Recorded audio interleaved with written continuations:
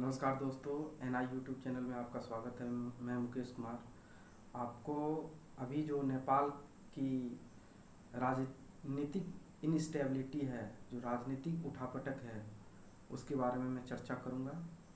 और ये क्यों हो रहा है और ये भारत के साथ क्या प्रभाव डाल सकता है और डाल रहा है, मैं उसके बारे में भी चर्चा करूंगा।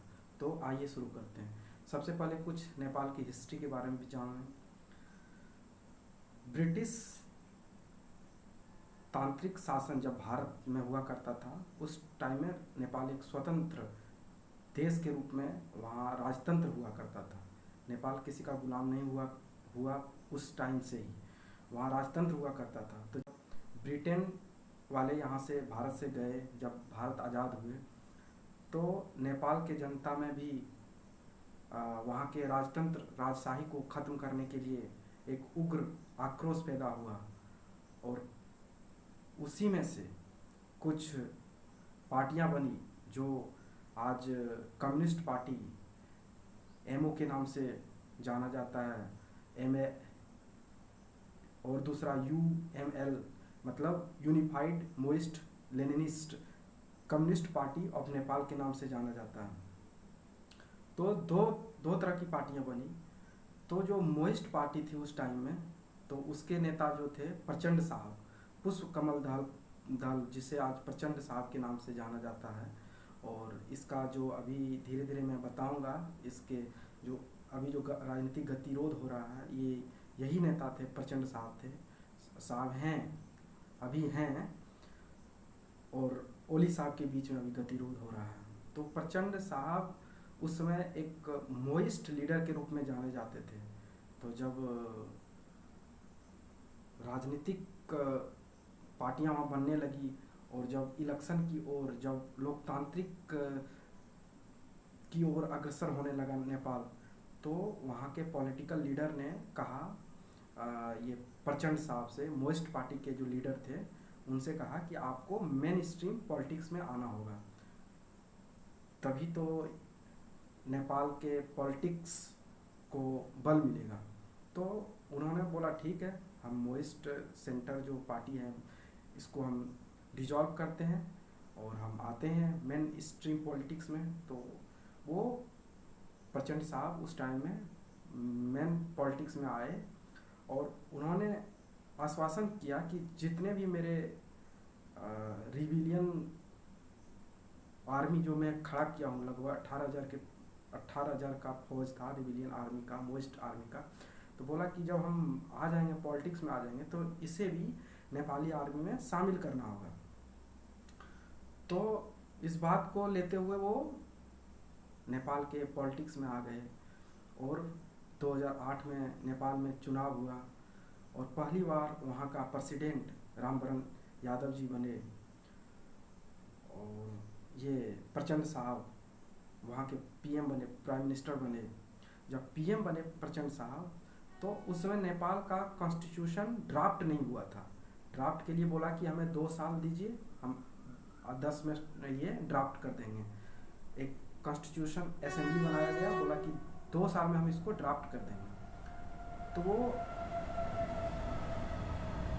जब वो बने पीएम, वहाँ के पीएम बने, तो नेपाल के आर्मी चीफ जो थे उनको ये बोले कि मेरा जितना भी रिविलियन है उसको आप नेपाली आर्मी में शामिल करिए। तो वहाँ के जो आर्मी चीफ थे, जो भारत समर्थित थे आर्मी चीफ, इसने साफ इनकार कर दिया कि हम ये आपके रिविलियन को हम नेपाली आर्मी में शामिल नहीं कर सकते हैं, क्योंकि वो उतने सक्षम नहीं है। तो इस बात के लिए तो बहुत बड़ा बहस हुआ, तो तुम में हुआ। लास्ट में यहाँ तक हुआ कि वो प्रचंड साहब पीएम पद से इस्तीफा दे दिए। इस घटना को आगे बढ़ते बढ़ते संविधान भी ड्राफ्ट नहीं हुआ था। इस सिचुएशन को सॉल्व करने वाले एक नेता, एक लीडर थे, उसका नाम था बाबूराम भट्टाराय। उन्होंने इस समस्या का समाधान किया और जो ये मोइस्ट जो रिविलियन थे, इनको 3,000 तकरीबन नेपाली आर्मी में भर्ती कराए गए और 16,000 के करीब में एक पारामिलिट्री फोर्स बनाया गया नेपाल में, जिसे वहाँ का पॉलिटिकल पार्टी को ज़रूरत महसूस हुआ और वो पैरामिलिट्री फोर्स के रूप में इसको सेटल्ड कर दिया। तो ये मामला समाप्त हो गया। अब प्रचंड साहब जब हट गए तो वहाँ के पीएम बने माधव नेपाली। माधव नेपाली जब पीएम बने वहाँ के, तो ये घटना होते होते संविधान भी ड्राफ्ट नहीं हो पाया। तो ये घटना होते होते 2015 आ गया और 2015 में नेपाल में भयानक भूकंप आया, जिस कारण से 9000 के करीब में वहाँ की जनता डेड हुए, कैजुअलिटी हुई। इसमें भारत ने बढ़ चढ़कर नेपाल को साथ भी दिया, मदद भी किया। तो प्रचंड साहब को भारत से इसलिए चिढ़ है कि जब उस समय आर्मी, वहाँ के आर्मी चीफ से बहस हो रहा था प्रचंड साहब से, तो भारत उसको पीछे से सपोर्ट कर रहा था। तो इस प्रकार उसको भारत से चिढ़ है, उसी टाइम से चिढ़ है। और उसके बाद 2017 में फिर चुनाव हुआ।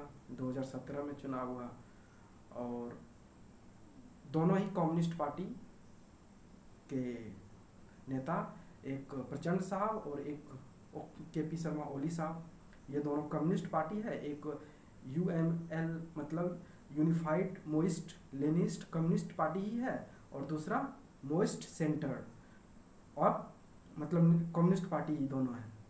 तो ये लेफ्ट विंग में आता है और बाकी राइट विंग में आता है। राइट विंग में बहुत सारे पार्टियां आती हैं, नेपाली कांग्रेस पार्टी हो गया, राष्ट्रीय जनता पार्टी नेपाल हो गया, मतलब 6 पार्टियां लगभग आते हैं राइट विंग में। और लेफ्ट विंग में ये दोनों पार्टियों का लीडर एक ओली है और दूसरा कौन है, प्रचंड साहब और माधव नेपाली दूसरे में। तो दोनों जब 2017 में इलेक्शन हुआ तो दोनों के बीच में ये तय हुआ कि 2.5 साल पीएम बने, 2.5 साल हम बनेंगे पीएम, और इस तरह का सरकार मिलजुल के दोनों चलाएंगे। फिर बाद में ऐसी बात बनी कि आप ही चलाइए सरकार को। 2017 से 19 मतलब 20 आने वाला है, लगभग 2-2.5 साल से ऊपर हो रहा है। और दोनों के बीच में ऐसी बातचीत हुई कि आप ही सरकार चलाइए, हम आंतरिक मामला को संभालेंगे। अभी जो गतिरोध, आरोप प्रत्यारोप का जो दौर है, जो नेपाल में बजट सेशन चल रहा है, दोनों के बीच में सामंजस्य नहीं बैठ पा रही है। और ओली साहब ने अभी बजट सत्र को भी भंग कर दिया, स्थगित कर दिया। और ओली साहब ने यहाँ तक बोल दिया कि भारत हमारे राजनीतिक मामले में हस्तक्षेप कर रहा है, जबकि प्रचंड साहब ने बोला कि आप इसका सबूत दिखाइए, भारत आपके राजनीतिक मामले में हस्तक्षेप कर रहा है। तो मतलब दोनों के बीच में आरोप प्रत्यारोप का सिलसिला जारी है। अब भविष्य में देखना है कि नेपाल में जो सरकार आएगी कि क्या दोनों के बीच में सहमति बन पाएगी या फिर वो अलग पार्टी बनाएंगे, ये तो देखने वाली मुद्दा है। फिलहाल नेपाल की हालत ऐसी हो गई है, उधर से चाइना और इधर से भारत, वो कभी अपने मैप के द्वारा भारतीय ज़मीन को अपना बताती है, तो कभी भारत पर तीक्ष्ण बाण का प्रहार करती है। तो कहीं न कहीं नेपाल जो है सो मानसिक असंतुलन अभी खो बैठा है। अभी जो काला पानी, लिम्पियाधुरा, ये 3 जो जगह था, लिपू लेक, काला पानी और लिम्पियाधुरा, ये 3 जगह जो था, नेपाल अपने मैप में वहाँ के संसद द्वारा पारित करके अपने मैप में उसे अपना कंट्री में शामिल कर लिया गया और दिखा रहा है कि ये मेरा ही कंट्री का पार्ट है। तो ये सब स्थिति के बीच में नेपाल अभी उलझन में फंसा हुआ है।